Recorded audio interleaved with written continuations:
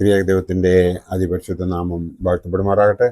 കർത്താവിൽ പ്രിയ വിശ്വാസിനി വിശ്വാസികളുടെ സമൂഹമേ, നിങ്ങളെ ഏവരെയും പ്രഭാതഭജനത്തിലേക്ക് വളരെ സ്നേഹത്തോടെ വിനയത്തോടെ സ്വാഗതം ചെയ്യുന്നു. ഇന്നത്തെ ദിവസത്തിൻ്റെ പ്രത്യേകത എന്ന് പറയുന്നത് 28 ആഗസ്റ്റ് 2026, ഈ വർഷത്തിലെ 240ാമത്തെ ദിവസം.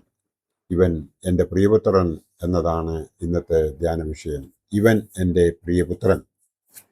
ഇന്ന് 611ാമത്തെ എപ്പിസോഡ് പബ്ലിഷ് ചെയ്യുന്നതിനായി ദൈവത്തിൽ ശരണപ്പെടുന്നു.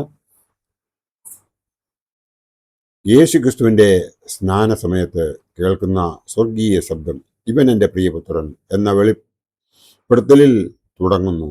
യേശു ക്രിസ്തു വേദനിപ്പിക്കുന്നില്ല എന്ന് മാത്രമല്ല, ഒരു പടി കൂടെ കടന്ന് വേദനിക്കുന്നവരെ ആശ്വസിപ്പിക്കുവാനും വേദനകളെ ഒഴിവാക്കുവാനും ശ്രമിക്കുന്നു. പുതിയ അഭിഷേകത്താൽ വേദനകളെ കണ്ടെത്തുവാനും പ്രതിവിധി നിർദ്ദേശിക്കുവാനുമുള്ള ആത്മീയ പ്രജ നേടുന്നു. താൻ തുടങ്ങുവാൻ പോകുന്ന ലൗകിക കർമ്മങ്ങളുടെ ആദ്യപടിയായി സ്നാനത്തെ കാണുന്നവരുണ്ട്. വേദന വിമുക്തമായ ജീവിതം ലോകർക്ക് നൽകുവാനും സ്നേഹം പകരുവാനും സ്വയം വേദനകൾ പേറുന്ന ക്രിസ്തുവിനെ നാം കാണുന്നുണ്ട്.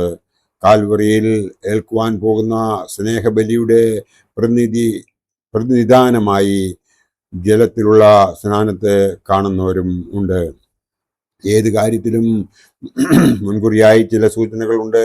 വരുവാൻ പോകുന്നതിന് മുന്നോടിയായി സ്നാനത്തെ നോക്കി കാണുമ്പോഴും അതാണ് സംഭവിക്കുന്നത്. ഭാവികാല സൂചനകളുടെ സംഗ്രഹം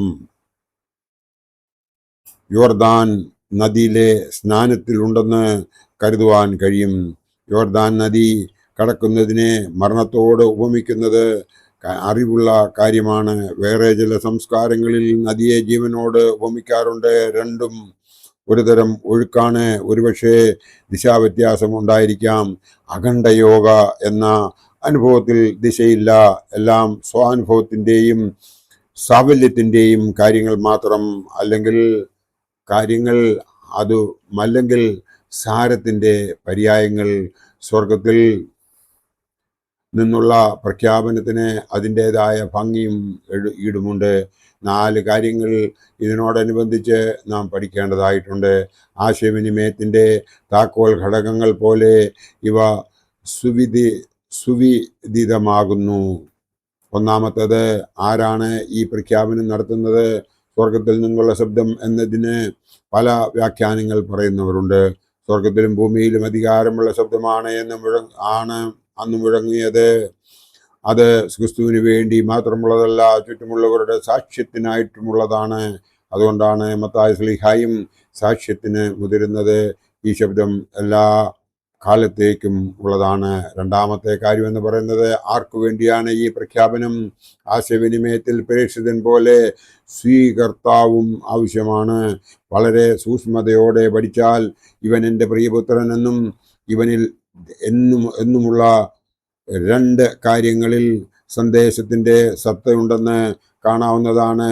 അല്ലെങ്കിൽ ഇവനിൽ എന്നീ വാക്കുകളിൽ സംശേഷണത്തിൻ്റെ നാൾവഴികൾ ഉണ്ടാകുന്നു. പുതിയ ഒരു യുഗത്തിൻ്റെ പിറവി വിളിച്ചറിയിക്കുന്നതിനായുള്ള സ്വർഗീയ ശബ്ദമാണ് നാം ഇവിടെ കേൾക്കുന്നത്. ക്രിസ്തുവാണ് പ്രിയപുത്രൻ എന്ന് സ്വർഗീയ ശബ്ദം ഉദ്ഘോഷിക്കുന്നു. എങ്ങനെയാണ് ഈ പ്രഖ്യാപനം? ഈ പ്രഖ്യാപനത്തിൽ പ്രത്യക്ഷ പരോക്ഷ അറിവുകളുടെ നിർമ്മിതിയുണ്ട്. അശരീരി പോലെയുള്ള ശബ്ദം മാത്രമല്ല, പ്രാവ് ഇറങ്ങുന്നത് പോലെയുള്ള പ്രത്യക്ഷ അനുഭവവും നൽകിയിട്ടുണ്ട്. ദൃശ്യ ശ്രാവ അനുഭവങ്ങളിലൂടെയും സന്ദേശത്തിന് വ്യക്തത നൽകുവാൻ ശ്രമിക്കുന്നു. 4ാമത്തെ കാര്യമെന്ന് പറയുന്നത്, ഈ പ്രഖ്യാപനം മാനുഷികമായ വാഴ്വുകൾക്കും അതിൻ്റേതായ പ്രാധാന്യമുണ്ടെന്ന് നമ്മെ ബോധ്യപ്പെടുത്തുന്നതാണെന്ന്. ഈ ശബ്ദത്തിൻ്റെ പശ്ചാത്തലം സ്നാനത്തിന് ശേഷമുള്ള നിയോഗത്തെക്കുറിച്ച്, നിയോഗത്താൽ ഉളവാകുന്ന വെളിപ്പെടുത്തലുകൾക്കും ഉള്ള പ്രാധാന്യം നാം തിരിച്ചറിയേണ്ടതുണ്ട്. ഒരു മനുഷ്യൻ ജീവിതത്തിൽ ചില പ്രഖ്യാപനങ്ങൾക്ക് അതിൻ്റേതായ പങ്കുണ്ട്. അതായത് ഒരു മനുഷ്യന്റെ ജീവിതത്തിൽ ചില പ്രഖ്യാപനങ്ങൾക്ക് അതിൻ്റെതായ പങ്കുണ്ട്. ഒരു വ്യക്തി നടത്തുന്ന വ്യാഖ്യാനങ്ങൾക്ക് 3 കാര്യങ്ങൾ കണ്ടെത്താവുന്നതാണ്. ഒന്നാമത്തത് അന്വേഷണം, രണ്ടാമത്തത് തീരുമാനങ്ങൾ, വെളിപ്പെടുത്തലുകൾ. മൂന്നാമത്തേതാണ് വെളിപ്പെടുത്തലുകൾ എന്ന് പറയുന്നത്. ദമസ്കോസിന്റെ പടിവാതിക്കൽ വെച്ച് രൂപാന്തരപ്പെട്ട വിശുദ്ധ പൗലോസിന്റെ ജീവിതത്തിൽ ഈ വിധത്തിലുള്ള തീരുമാനങ്ങൾ സ്വാധീനം ചെലുത്തിയതായി കാണാം. വെളിപ്പെടുത്തലുകൾക്ക് പിന്നിൽ സ്വർഗീയ പിതാവിന്റെ ഇഷ്ടം മാത്രമാണ് എന്നത് മനുഷ്യ ജീവിതത്തിന്റെ മൂല്യം വർദ്ധിപ്പിക്കുന്ന കാര്യമാണ്.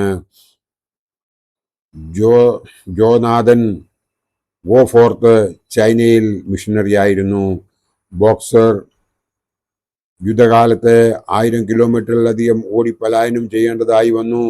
അദ്ദേഹത്തിന്റെ ഭാര്യ റോസലിറ്റ് ചൈനയിലെ പകർച്ചവ്യാധികൾ മൂലം 5 മക്കൾ നഷ്ടപ്പെട്ടപ്പോൾ ഗോഫോർത്തും റോസലിറ്റും എന്തുകൊണ്ട് ഇത്തരം പ്രതിസന്ധികൾ ഉണ്ടാകുന്നുവെന്ന് വിലയിരുത്തുകയുണ്ടായി.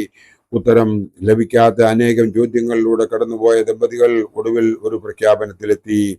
ദൈവത്തിന് പ്രിയപ്പെട്ടവരാണ് ഞങ്ങൾ, ആയതിനാൽ ഞങ്ങൾ പുതിയ മിഷൻ ഫീൽഡിലേക്ക് പോകുന്നു. മനുഷ്യന്റെ തീരുമാനങ്ങൾക്കും പ്രഖ്യാപനങ്ങൾക്കും വളരെ മൂല്യം കൽപ്പിക്കുന്ന ദൈവം എത്രമാത്രം സന്തോഷത്തോടെയായിരിക്കും ദമ്പതിമാരുടെ പ്രഖ്യാപനത്തെ സ്വീകരിച്ചത്. ഓരോ മനുഷ്യനിലും ലോകത്തിൽ ജീവിക്കുമ്പോൾ ആർജിക്കാവുന്ന ഏറ്റവും മഹത്തായ കാര്യം ദൈവത്തിൻ്റെ പക്കൽ നിന്ന് ലഭിക്കാവുന്ന അനുഗ്രഹങ്ങളും വാഗ്ദാനങ്ങളും പ്രാപിക്കുക എന്നതാണ്. മാനുഷികമായ ശബ്ദത്തിന് ചെവി കൊടുക്കുന്നതിനേക്കാളും ലോകപ്രകാരമുള്ള അംഗീകാരങ്ങൾക്ക് പ്രാധാന്യം കൊടുക്കുന്നതിനേക്കാളും സ്വർഗീയ ശബ്ദത്തിനും അംഗീകാരത്തിനുമായി ശ്രമിക്കുക. നിങ്ങളുടെ ആത്മീയ പദവി ഉയരുവാൻ അത്തരം ശ്രമങ്ങൾ വഴിതെളിക്കും. ലോകത്തെ സ്നേഹിക്കുന്നതിലും ലോകത്തിലെ ചില അധികാര കേന്ദ്രങ്ങളെ ദൈവത്തെക്കാൾ ഉപരിയായി പ്രീതിപ്പെടുത്തുന്നതിലുമുള്ള ശ്രമങ്ങൾ ആപത്താണെന്നും നിങ്ങൾ തിരിച്ചറിയുന്നുണ്ടോ? ചുറ്റുപാടുമുള്ളവരെ പ്രീതിപ്പെടുത്തുന്നതിലൂടെ ദൈവത്തിന്റെ ഹിതം നിങ്ങളിൽ എങ്ങനെ എന്നറിയുന്നതിൽ പരാജയപ്പെടുന്നു. രണ്ടാമത്തത് നിങ്ങളുടെ വിശ്വാസം വളരുന്നതിൽ നിന്ന് തടയുന്നു. 3 ഭൗതിക ജഡീക കാര്യങ്ങളിൽ ശ്രദ്ധ വയ്ക്കുകയും ആത്മപ്രശംസകൾ നിങ്ങളിൽ ഉണ്ടാകുകയും ചെയ്തേക്കാം. 4 മറ്റ് പാപങ്ങളിലേക്ക് നയിക്കുന്നതിന് മുഖസ്തുതികൾ ഇടയാക്കിയേക്കാം.